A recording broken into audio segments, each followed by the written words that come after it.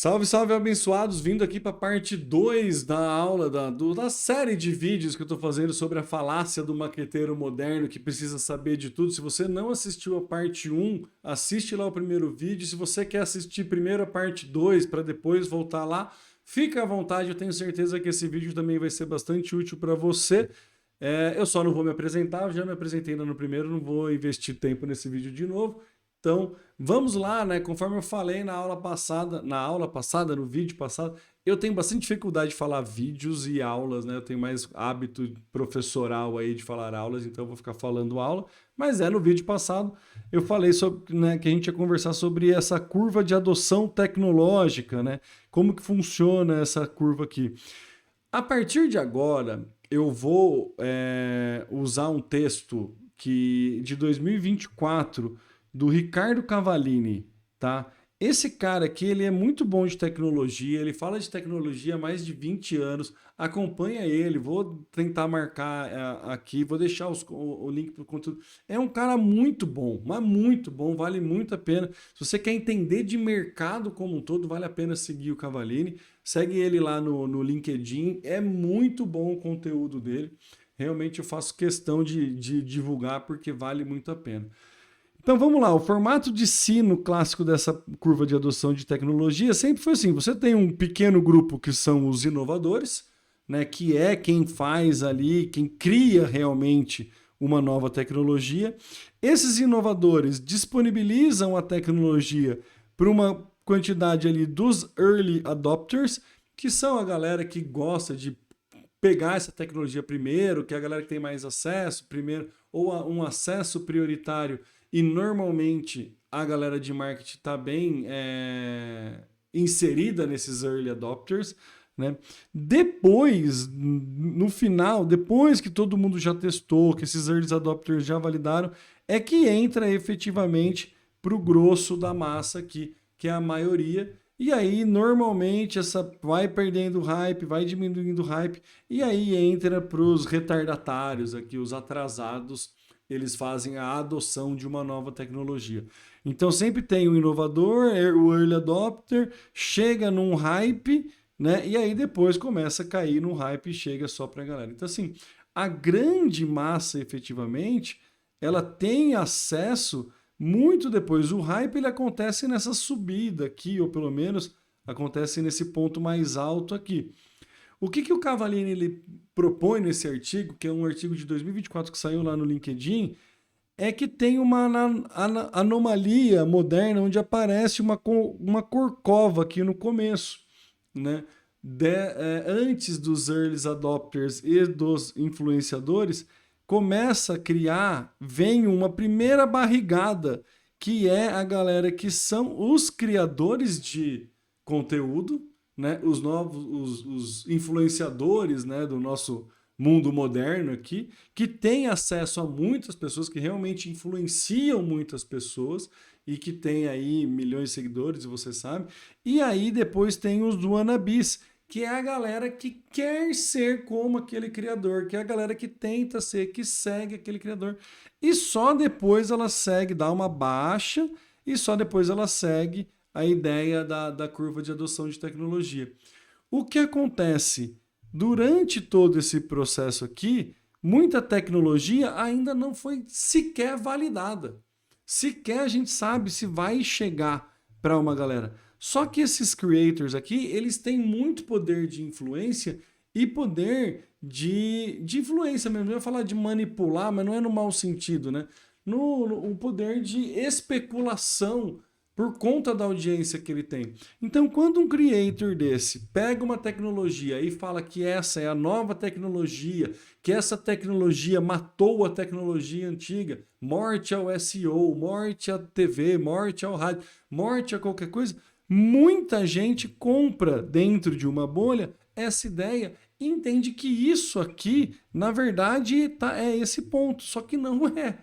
Só que não é. Não é. Na verdade, este ponto aqui é este ponto aqui. Não tá todo mundo, não tá o mundo inteiro já assumindo, e você não tá ficando para trás, Não é isso que está acontecendo.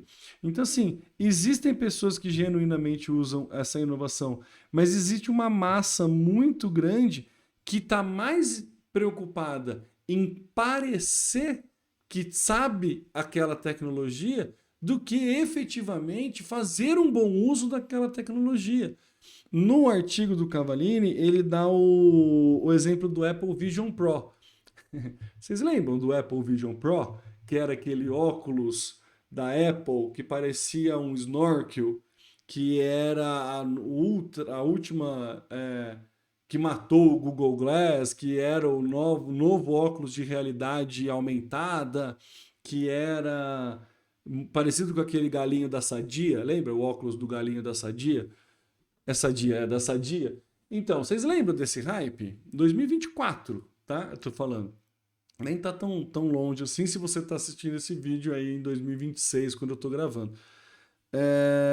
Ele fala que muitos creators e desses wannabes fizeram conteúdos usando óculos.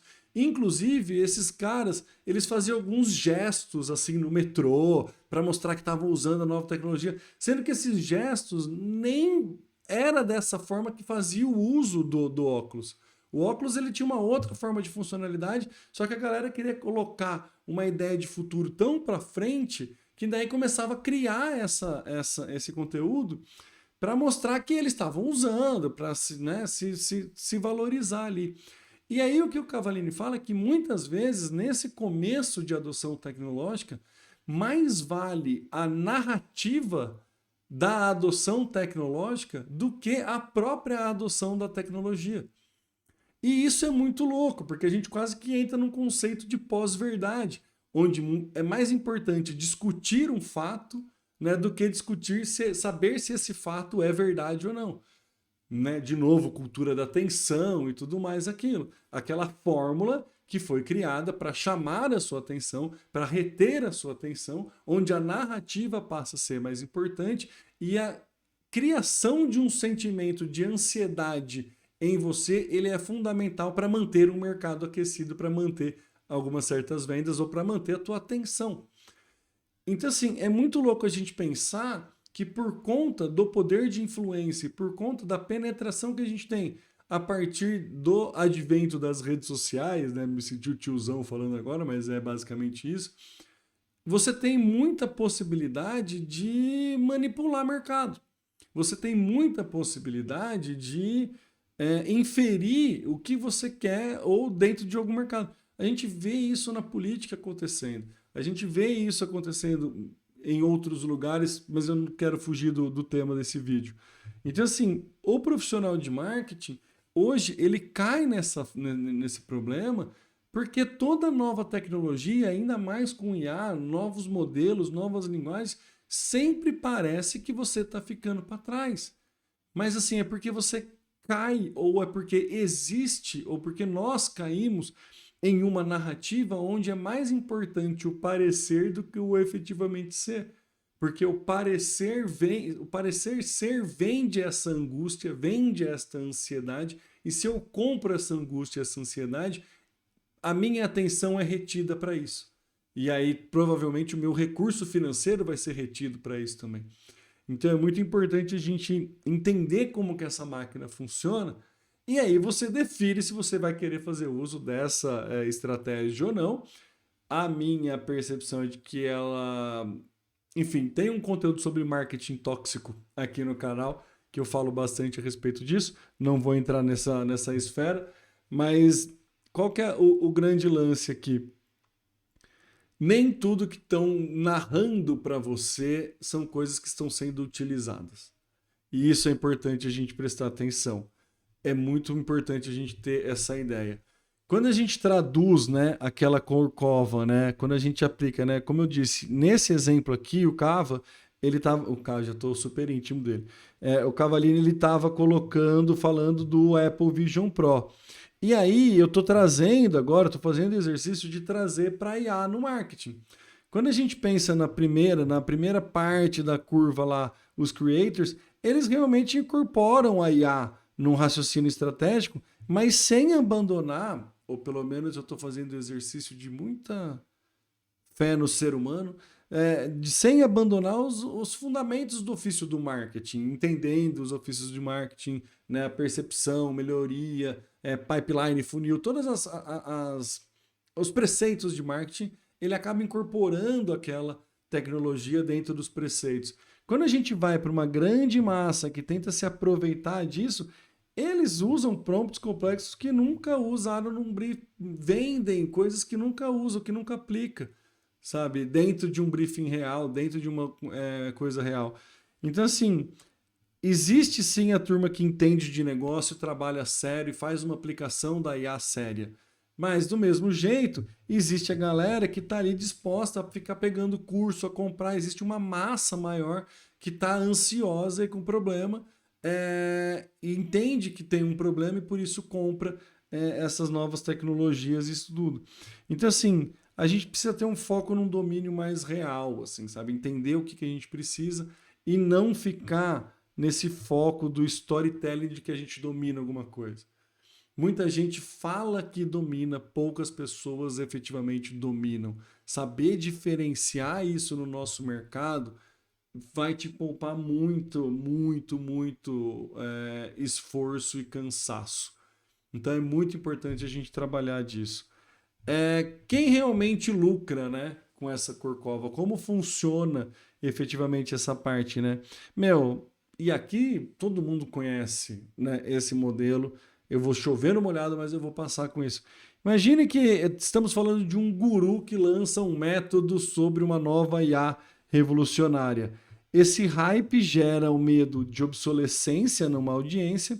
Essa audiência compra com medo de ficar, para aliviar a sua ansiedade de ficar para trás.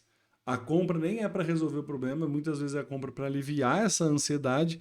E aí o guru lucra não com a adoção real, mas sim com a necessidade de aparência de domínio. E aí reinicia esse ciclo. Quantos cursos eu comprei que eu nunca nem fiz, porque eu acreditei que precisava. Curso de IA, não, curso de não IA. Todo mundo caiu nisso, né? Então, assim, o mercado de curso de IA, o mercado de mentoria, de novo, existem os mentores sérios, existem cursos bons, existem tudo. Vocês sabem disso, por favor. Né? Ele não precisa que você domine a IA, ele precisa que você tenha medo de não dominá-lo. Então, assim, é importante a gente entender esses pontos, é importante a gente entender aonde a gente está. E isso gera uma ironia que é doída, né? Porque a gente tem um ofício de marketing que é entender de pessoas, né? Que é para entender, e assim, a gente chega numa conclusão que esse ciclo tóxico, né, que eu citei aqui, ele não sobrevive por força da tecnologia, ele sobrevive por algo muito mais antigo, que é justamente a sensação de nunca ser suficiente. A gente tem muito receio de não ser suficiente. Lá no Value Proposition Design, no livro, das demandas, tarefas do cliente ou do ganho do cliente é o ganho social. A gente fala muito do ganho social. Na aula sobre vendas, eu também falo isso sobre a questão da reputação, né, social da pessoa. A gente leva isso muito em conta. Então, assim, essa sensação de nunca ser suficiente, ela é latente a todo ser humano. E aí o mercado digital, ele não inventou essa insegurança já existia. A única coisa é que o mercado de marketing digital aprendeu a monetizar isso a cada novo lançamento. Então, é isso que é o problema. Esse é a falácia que a gente acaba caindo, né? O mais cruel de tudo é que quem sente o peso não é o profissional que é ruim, não é o profissional que está buscando atalho, não é o profissional que é relapso, é o profissional que se importa, é o profissional que tem medo de se estagnar, é o profissional que quer garantir uma boa entrega para o seu cliente. É nesse profissional que mais dói, porque esse profissional sabe que não é sustentável manter uma atualização da forma que é pregada. Entendeu? O profissional mediano que fica fazendo curso as primeiras meia hora de vários cursos e com isso terceiriza tudo para a IA e entrega para os clientes o que a IA entrega para ele, esse cara não está preocupado, esse cara não sofre tanto. Quem é um bom profissional que acaba sofrendo muito.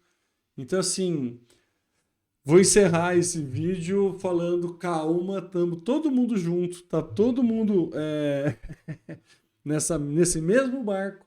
Você não está sozinho e eu vou propor agora um abraço coletivo, não, brincadeira, mas poderia ser também, mas entender que faz parte de um processo maior ou de um mercado um pouco maior é fundamental para a gente conseguir pelo menos aliviar e garantir as nossas boas entregas para os clientes que já confiam na gente. Enfim, na próxima aula eu vou falar sobre um framework. Vou trazer aqui, ó, o antídoto, né? Um framework de 3 perguntas para você saber efetivamente se você precisa.